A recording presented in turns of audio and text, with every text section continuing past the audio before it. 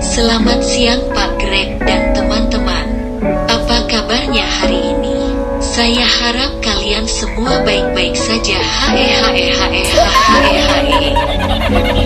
ini memberikan pendapat saya mengenai kasus pengobatan paksa bagi pasien gangguan jiwa dengan menggunakan landasan teori tentang hak-hak pasien menurut Deklarasi Lisbon 1980.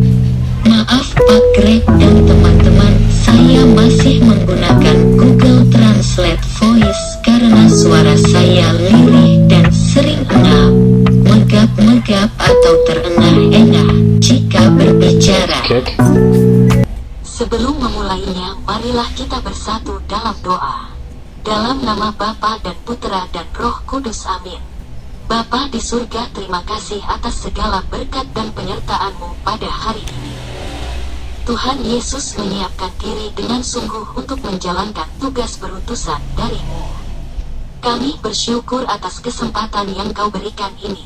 Kami mohon terangi akal budi kami, supaya cepat memahami bahan yang kami pelajari. Berilah kami semangat belajar yang tinggi, supaya kami dapat belajar dengan rajin, tekun, dan teratur. Bantulah kami selama belajar ini memusatkan perhatian hanya pada pelajaran, sehingga tidak mudah terseret oleh godaan-godaan yang dapat melemahkan semangat belajar kami. Bapa, dampingilah kami dalam belajar ini. Doa ini kami satukan dalam pengantaraan Kristus Juru Selamat kami, Santo Fransiskus Asisi. Doakanlah kami, amin.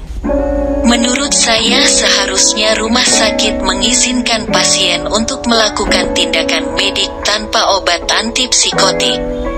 Karena pasien memiliki hak untuk menolak pengobatan atau perawatan serta tindak medik. Berdasarkan beberapa artikel yang telah saya baca sebelumnya, menyebutkan bahwa hak ini sebagai hak untuk memutuskan hubungan antara dokter pasien. Dan hal ini memberikan keluasaan kepada pasien untuk memperoleh alternatif tindak medik yang lain. Hak ini merupakan perwujudan pasien untuk menentukan nasibnya sendiri, the right of self-determination. Dengan demikian, dokter atau rumah sakit tidak boleh memaksa pasien untuk menerima suatu tindak medik tertentu.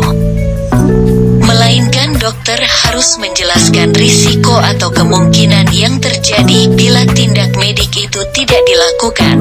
Bila setelah menerima penjelasan pasien tetap menolak, maka pasien harus menandatangani penolakannya itu. Dalam kategori ini, dapat dimasukkan hak pasien untuk menghentikan perawatan atau pengobatan atas dirinya. Menurut Declaration of Lisbon 1981,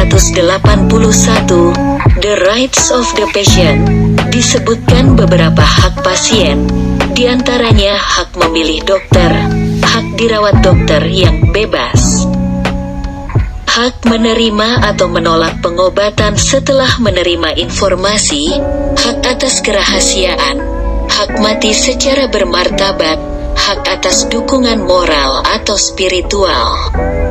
Dalam UU Nomor 23 Tahun 1992 tentang Kesehatan, Pasal 53 menyebutkan beberapa hak pasien, yakni hak atas informasi, hak atas second opinion, hak atas kerahasiaan, hak atas persetujuan tindakan medis, hak atas masalah spiritual, dan hak atas ganti rugi.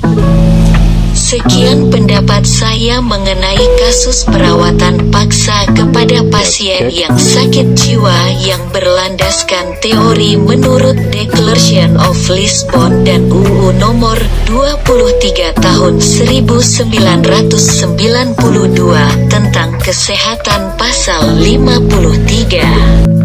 Sebelum mengakhirinya, marilah kita berdoa. Dalam nama Bapa dan Putra dan Roh Kudus, amin. Bapa di surga, terima kasih atas segala berkat dan penyertaan-Mu pada hari ini. Semoga apa yang baru saja kami pelajari dapat berguna bagi diri kami sendiri maupun orang lain. Berkatilah orang di sekitar kami Tuhan agar selalu dalam lindungan tangan kasih-Mu. Doa ini kami serahkan dalam pengantaraan Kristus Juru Selamat kami. Santo Fransiskus Asisi doakanlah kami. Amin.